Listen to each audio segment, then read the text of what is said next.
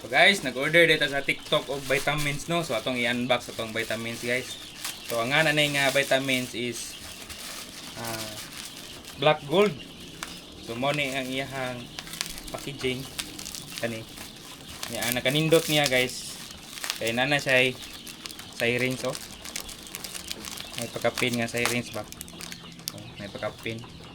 Nya nasad siya ay super starch. So, kuha ni siya guys, vitamins o probiotics. So, na ipakapin inclusion, no? So, tanawa lang nyo sa link kay sa video kay ang ubos na ni link o ni ang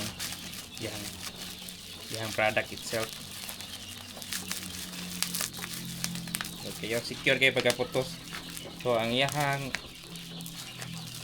pangan guys is red gold. So black speed. So mo ni siya atong gamit sa atong mga breeders guys. Mo quality kay itong mga piso. Kita niya itong mga piso, mga healthy kay itong mga piso no. Kana sila. So gikan po na good sa breeders makuha nila ang ilahang pagka-healthy kay kung masakitin ang ato ang mga breeders, sakitin po na ang mga piso nila. So